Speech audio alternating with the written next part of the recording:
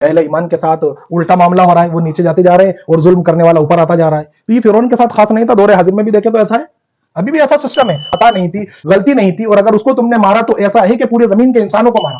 تو آپ کو کیا لگتا ہے زیادہ تر مسلمان دین کو فالو کر رہے ہیں یا مذہب کو فالو کر رہے ہیں آج کے وقت؟ السلام علیکم ورحمۃ اللہ. امید ہے کہ آپ سبھی لوگ خیریت سے ہوں گے. آج کے اس ایپیسوڈ میں ہمارے ساتھ ہیں مولوی وسیم صاحب, جن کا تعلق ٹونک سے ہے. آج کی اس ایپیسوڈ میں مسلمانوں پہ پوری دنیا میں جو آزمائش گزر رہی ہے اس کے بارے میں ہم ان سے بات کریں گے.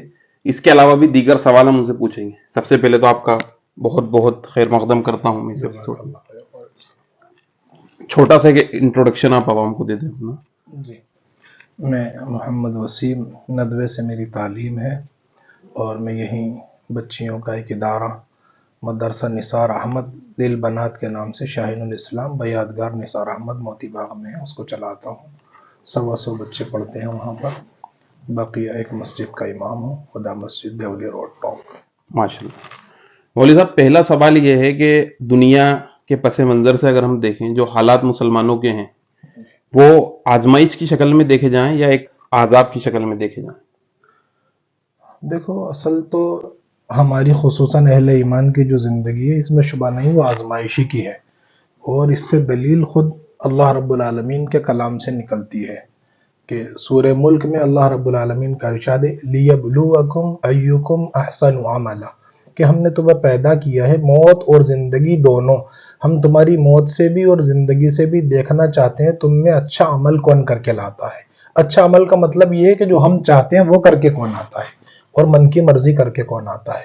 اب یہ سوال آپ کا کہ اس کو عذاب سمجھیں ہم جو مصیبتیں آ رہی ہیں یا آزمائش سمجھیں, تو یقیناً ایمان کی وجہ سے ہمیں اسے آزمائش ہی سمجھنا پڑے گا, عذاب نہیں سمجھ سکتے. ہاں, اگر ہم ایمان والے نہ ہوتے تو اس بات کا معاملہ تھا کہ ہاں شاید ہمارے اوپر عذاب ہے, تو اس کو بالکل یقینی چیز ہے کہ ہماری طرف اللہ کی طرف سے ایک آزمائش ہے, اور آزمائش کے لیے ظاہر سی بات ہے سامنے ہم اسے دشمن سمجھ رہے ہیں یا دشمن ہے بھی, لیکن اللہ رب العالمین نے ہمارے لیے اسے طے کیا ہے.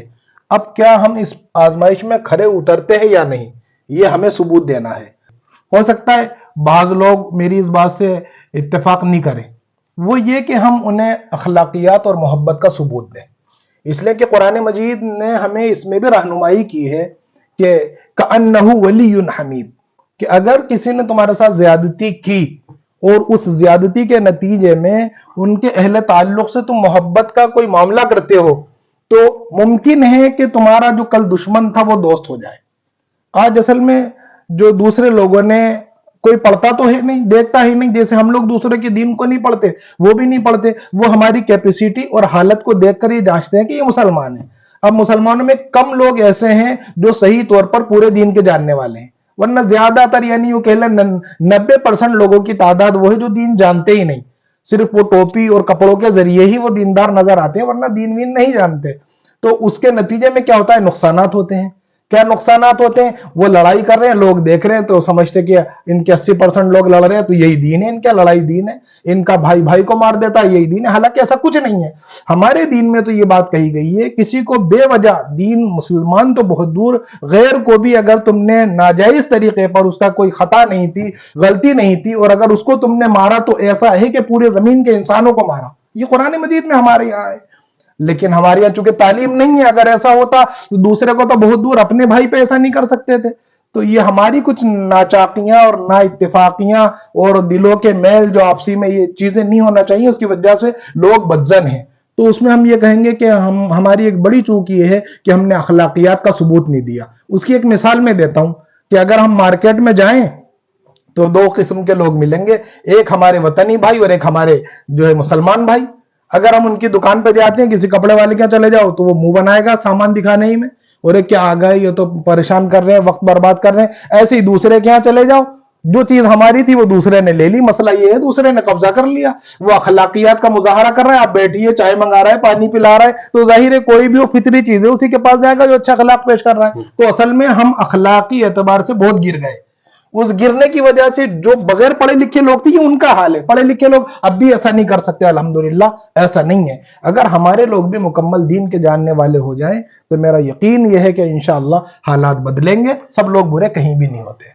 अच्छा, दीन की और मजहब की बात करें तो मजहब में तो इबादत की चीजें जो फराइज हैं, जो सुन्नतें हैं, नमाज, रोजा, हज, ज़कात, और दीन में पूरा सिस्टम, बीवी बच्चे, घर बार, पड़ोसी के अखलाक। तो आपको क्या लगता है, ज्यादातर मुसलमान दीन को फॉलो कर रहे हैं या मजहब को फॉलो कर रहे हैं आज के वक्त में? आपका सवाल बड़ा थोड़ा टफ है, और मसला यह है कि मैं जहां तक समझता हूं इसमें दोनों में मुसलमान नाकिस हो रहे हैं, सिवाय चंद लोगों के, 10% लोगों के जिन्होंने दीन पढ़ा है। वो कोशिश करते हुए मुकम्मल नहीं हो पाते, लेकिन मुकम्मल तो वो अखलाक और वो दीन है हमारा हर एतबार से जो मोहम्मद रसूलुल्लाह सल्लल्लाहु अलैहि वसल्लम देके गए। और अगर वो हमारी कम्युनिटी में देखा जाता है तो सिवाय गिने चुने लोगों के अलावा वो नजर नहीं आता। हकीकत ये, आपके शॉर्ट मैंने जवाब दिया इसका, कि हकीकत ये है कि ज्यादातर लोग दोनों चीजों में नाकिस है, और जो जानने वाले हैं दोनों चीजों में अल्हम्दुलिल्लाह, तो वो बहुत इस पर कंट्रोल करते हैं, लेकिन वो भी अब तक वहां नहीं पहुंच पाए जो दूर रसी हमारे नबी मोहम्मद रसूलुल्लाह सल्लल्लाहु अलैहि वसल्लम की थी। बात चीजें ऐसी होती थी जाहिर में बड़ी नापसंद नजर आती थी, लेकिन अल्लाह के नबी सल्लल्लाहु अलैहि वसल्लम ने बात के फायदे को देख के वो किया और उसका रिजल्ट मिला। तो ऐसे लोग जरा कम है। अच्छा, एक कुरान की आयत में असाबा में मुसीबत में इल्ला बिइज़्निल्लाह, कि अल्लाह ताला की ही हिकमत से मुसीबत आती है और उसके हुक्म से आती है। इस चीजें में ये ऐड करना चाहूंगा कि जब फिरौन था, माँ के पेट से लेके बच्चों को कत्ल कर देता था, गोद के बच्चों को कत्ल कर देता, फिर भी वो ऊंचाइयों पे चढ़ता रहा, चढ़ता रहा, चढ़ता रहा। और जो इबादत करने वाले थे, जो तकवा परस्त थे, जो अल्लाह से मांगते थे, उनके कत्ल भी हो जाते थे, वो आजमाइशों से गुजरते थे। तो इस सिनेरियो को कैसे देखें हम, कि वो तो करता रहा जुल्म और फिर भी ऊपर चढ़ता रहा? बहुत अच्छा सवाल है। इसका ताल्लुक जो खास तौर पर जिनको इल्म है दीन का, कुरान का, वो बहुत आसानी से समझ लेंगे। अभी शुरू में आपका एक सवाल था आजमाइश। ये आजमाइश है जो आपने दोबारा ये सवाल किया है कि अहले ईमान के साथ उल्टा मामला हो रहा है, वो नीचे जाते जा रहे हैं और जुल्म करने वाला ऊपर आता जा रहा है। तो ये फिरौन के साथ खास नहीं था, दौरे हाजिर में भी देखे तो ऐसा है, अभी भी ऐसा सिस्टम है। उसकी वजह यह है कि ये आजमाइश तो होती है और अल्लाह के हुक्म के बगैर कुछ नहीं हो सकता, लेकिन इसका मतलब ये नहीं कि तदबीर न की जाए। पूरी तदबीर करने के बाद फिर रिजल्ट सही ना आए तब हम समझेंगे कि अल्लाह की तरफ से तकदीर में तय था, लेकिन तदबीर हमने कुछ करी ही नहीं और फिर ये कहें, तो उसके इस तरह उसको समझें कि अल्लाह का फरमान जो ऊंचे चढ़ रहा है जुल्म के बावजूद, तो वहां भी अल्लाह इन्न बत्श रब्बिका लशदीद, के हमारी पकड़ बड़ी सख्त है, और जो भी इस तरह के जुल्म और ज्यादतियां करते हैं हम उनको डील देते हैं। खुले तौर पर समझ लेना चाहिए कि जो सामने वाला ऐसा जुल्म कर रहा है बगैर किसी उसके, तो उसको डील है। अब रही हमारे साथ जो मामला हो रहा है कि हम तकवा भी इख्तियार किए हुए हैं और अल्लाह से डरने वाले भी, फिर भी हमें दबाया जा रहा है और फिर भी हम जो मुसीबतें हमारे साथ आ रही हैं, तो ये हमारे दर्जे बुलंद होने की अलामत है। वजह यह है कि हम खालिस दुनिया के लिए पैदा किए ही नहीं है। कंफर्म बात है, अल्लाह रब्बुल आलमीन ने कहा ये दुनिया तो तुम्हें बनाकर आ जानी है और असल तुम्हारा ठिकाना तो आखिरत है। लेकिन हमारी पूरी कम्युनिटी दूसरे लोगों की तरह दुनिया बनाने में लग गई। ये सबसे बड़ी गलती है, ये सबसे बड़ी गलती है कि दुनिया बनाने में लग गई। दुनिया के लिए हमारा आखिरत में ठिकाना है। अगर ऐसा होता और सिर्फ दुनिया के चक्कर में पड़ते और दुनिया के झमेलों में अपने आप को इतना बिजी कर लेते, तो सहाबा की पूरी हिस्ट्री उठा के देख सकते।